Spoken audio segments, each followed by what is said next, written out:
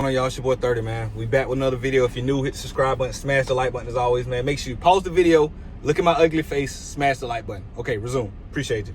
All right, man, let's hop into it. 2-3 last night. We would have made some profit, but man, I honestly, man, that under 219, the game started off so fast, and people was talking shit in the comments, and then like on my TikTok, then as the game slowed down, they was like, 30, you might be right. Like, the game was supposed to go under, but like in the last 3 minutes, Denver was playing slow, but they gave up like 3 straight turnovers. They gave up like a quick 6 or 8 points that just killed that over, man. I think they went over by like 10 points, but it is what it is, man. Like 10 times out of 10, I'm taking that bet. I love that bet in that particular spot, and I think it would have cashed if they played again. I think it's gonna cash, but it is what it is, man. So, but 2-3 last night. We actually hit the 2 parlays. Y'all know I'm big on straight bets, but last night we didn't hit no straights. We hit all the parlays. That's crazy, but hope some of y'all tell that, man. But it is what it is. Today I got some basketball and I got some baseball. Listen, I don't know what it is. It could be because we lost yesterday, but I woke up feeling great. I woke up feeling like, well, we're going to have a full suite today. And I know I said a lot, but, you know, some days you just feel it more than others. Like, I woke up feeling energized, and I didn't really get no sleep.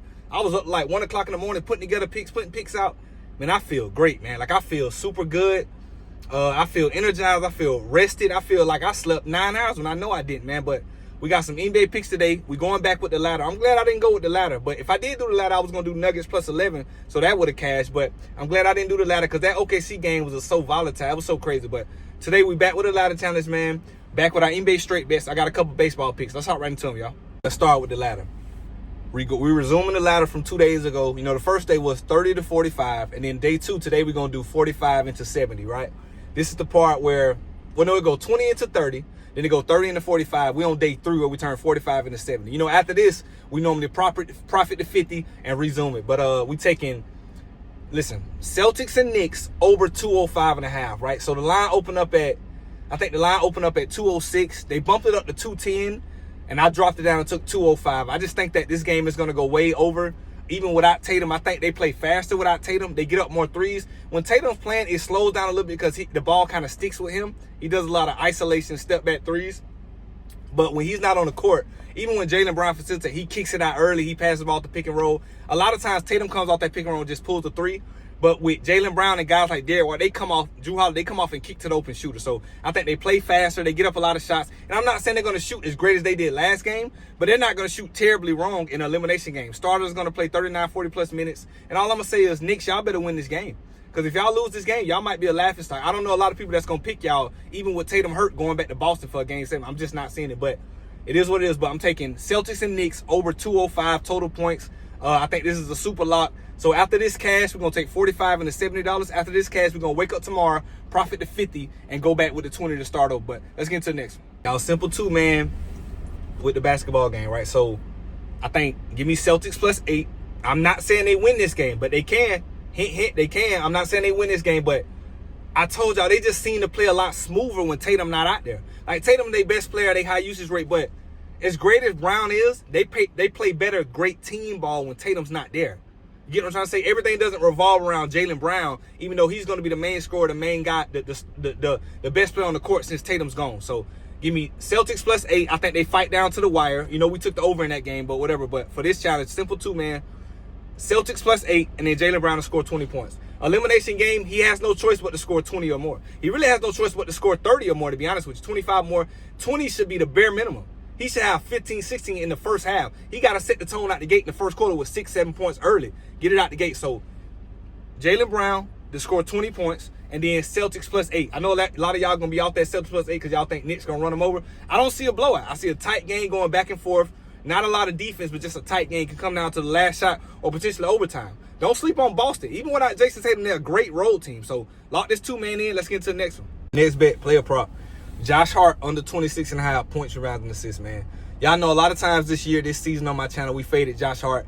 Sometimes we cashed, we got lucky, but more times than not, a player like Josh Hart, I learned not to fade him because whether it's a playoff game, game 7, it's a regular season game in November, he shows up to play. He's a hustle guy. He defends, he scores, he rebounds. He does everything. He's a great basketball player, right? And I'm not saying he's similar to this guy, but on the lower level, somebody like Alex Caruso that just does everything well, a great team player in the right spot. Rebounds just find him. Assists just find him. When you play great basketball, the basketball guys reward you, right? So I would never fade Josh Hart, especially in the excuse me, especially in a home game to put the Celtics out, the elimination game. Like I said, I don't see a lot of defense played in this game. I see a very high-paced scoring game. So in a correlated high-scoring game, no defense, I expect a lot of rebounds, I expect a lot of assists, and I expect a lot of scoring. So Josh Hart over 26.5 points, rebounds, and assists. I'm never worried about taking the over on any bet concerning Josh Hart. He always shows up. He always plays hard. So unless this is just some type of anomaly and this doesn't cash, and I'll live with that. But I like this bet 8 or 9 times out of 10, I think this cashes. So Josh Hart over 26.5 points, rebounds, and assists. Let's get into the next one. I might like this one better. 2-man NBA pick plus 190. What is it? It's not plus 190. I'm sorry, plus 190 would be crazy. It's plus 127, I think it is. But Drew Holiday to get 10 points, right? His line opened up at 10.5. They already bumped it to 11.5. I think he scores maybe 13, 14, 15 in a spot like this. But it's just, I didn't want to do that because I like the alternate lines better when we parlay. Y'all know it. But Drew Holiday, 10 points. And then Mikal Bridges under 3.5 assists. I don't know why his assist line is at 3.5. I think, if anything, it should be down to 2.5. He's not a facilitator. When he catches the ball, he's not looking to throw a lob to Cat or kick it to an extra shooter. He is the guy that catches the recipient. Him and OG Anunoby is the guy that catch the ball to shoot or to catch the swing pass or the rotation kick to knock down the shot. Or when he's penetrating and trying to stop for a little midi free throw line jumper. But he's not the guy to facilitate. So I don't know why. That's why his 3.5 under assist is like minus 195, 190, because it makes sense. It's almost 70% hit rate that he's not going to get 4 assists in this spot. So, and then I say that, and then in the first quarter, he gets 3 assists. It always happens, but today I'm feeling like this. So, 2-man, plus 127 odds, double your money. Drew Holiday, 10 points. Mikal Bridges, under 3.5 assists. Let's get into the next one. Let's jump over to baseball, right? White Sox and Cubs. This is an early game, so I'm going to try to get the video early. I think they play at like 3:30, something like that. Not too early, but just I want y'all to be able to catch this bet 4 or 5 hours before it happens, right? Before the game starts. So, Cubs and White Sox, right? I'm taking under 12.5, right? This is why. So the total is at 11.5, right? It opened at 11. They bumped it up to 11.5, right? But I think it's a trick because this is why. 80% of the bets, the total amount of bets, like if they had 50 bets, 100 bets, 100,000 bets, the total amount of bets, the number of bets, 80% of the bets are on the over, right? Hear me out. Hey, think about this. 80% of the bets are on the over, right? But yet 70% of the money are on the under. How in the world? So what did that tell me, right? So every Tom, Dick, and Harry, regular guys, 9-to-5 guys, whoever these just casual bettors, slamming the over because they see 2 bad teams and think, oh, they're not going to be able to throw pitches and get strikeouts, whatever. But smart, expert, and sharp bettors, expert bettors, are putting their money on the under. So the books are trying to trap you by saying, hey, we took it from 11 to 11.5. Catch this over before we get to 12. I'm taking the opposite side. And like I tell y'all, line movement doesn't mean everything, but it's definitely an indicator of how the game should go. If the experts who do this every day for a living with models and computer projections expect this game to go. Nothing's perfect, but I always like to be on the side of line movement. So I'm taking Cubs and White Sox under 12.5, right? For minus 145 odds. I just don't see this game getting 11 runs, to be honest. I just don't see it. You have 80% of the amount of bets in the world on the over.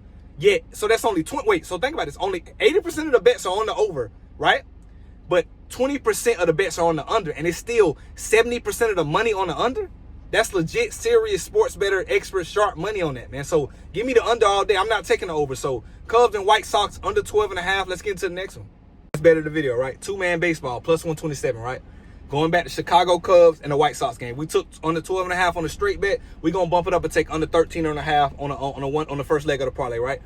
If I don't think they're going to get 12.5 on the straight leg, I definitely damn sure don't think they get 14 runs in a game like this. I don't care who playing. 14 is tough to happen. You're not the Dodgers. You're not the Yankees. It's just not happening. So first leg, Chicago White Sox, Chicago Cubs and the White Sox under 13.5, right? Second leg, you got the Minnesota Twins and the Milwaukee Brewers. Twins are favored, but I think Brewers actually win this game. So the fact that I can do plus 1.5, that's probably why I'm so heavily juiced at like minus 190 or whatever. I think the Brewers actually win this game, and if they lose, it's not by more than more than 2 runs. I just don't see it. So first leg, White Sox and Cubs under 13.5. Second leg, Brewers plus 1.5. This is my favorite baseball bet of the day. Lock it in, man. These are all the picks for the day. I appreciate y'all tuning in day out. Rough couple patches last couple days. We had a full sweep. Then had some bad losses. Then yesterday went 2-3. But we're going to bounce back today. I feel super good about the day, man. So I appreciate all y'all in the comments. Join the Discord so you catch the bet when I put it in live. I'm going to catch y'all later, man. 30 out.